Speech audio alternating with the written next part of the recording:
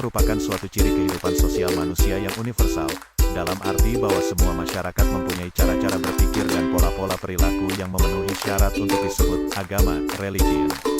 Agama mutlak dibutuhkan untuk memberikan kepastian norma, tuntunan untuk hidup secara sehat dan benar, di mana norma agama ini merupakan kebutuhan psikologis yang akan memberikan keadaan mental yang seimbang, mental yang sehat dan jiwa yang tentram.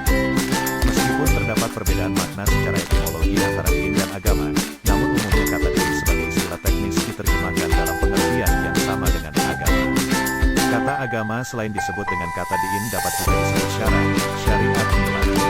Terkadang syara itu dinamakan juga adin, milah. Karena hukum itu wajib dipatuhi, maka disebut adin, dan karena hukum itu dicatat serta dibukukan, dinamakan milah. Kemudian karena hukum itu wajib dijalankan, maka dinamakan syara. Ada yang berpendapat bahwa kata agama berasal dari bahasa Sanskerta, a berarti tidak, dan gama berarti kacau, kocar-kacir.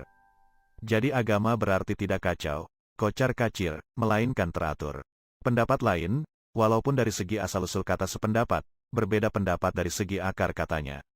Agama berasal dari akar kata gam, yang berarti pergi, kemudian diberi awalan a, sehingga menjadi agam yang berarti kebalikan dari pergi, yaitu datang. Kalau diberi akhiran a, maka menjadi agama yang mempunyai arti kedatangan. Pendapat lain lagi mengatakan bahwa agama berasal dari kata a yang berarti tidak, dan gam yang berarti pergi. Jadi,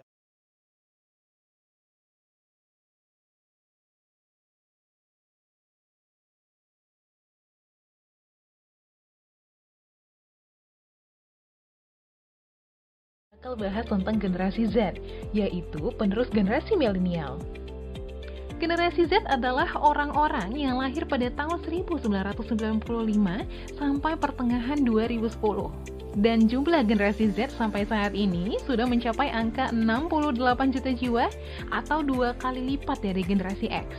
Sedangkan di seluruh dunia, generasi Z sudah mencapai 2,5 miliar jiwa. Kalau generasi milenial hadir saat peralihan teknologi analog ke teknologi digital, generasi Z ini berbeda sama generasi milenial.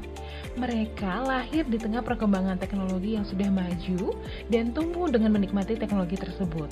Makanya, para ahli menyebutkan generasi Z ini sebagai generasi net. Karena perbedaan ini, generasi Z lebih unggul dan serba bisa dalam teknologi. Selain itu, generasi Z jauh lebih cakap dan awas terhadap sisi negatif teknologi. Sementara milenial rawan terkena efek negatif teknologi seperti hoax karena tumbuh di zaman transisi teknologi.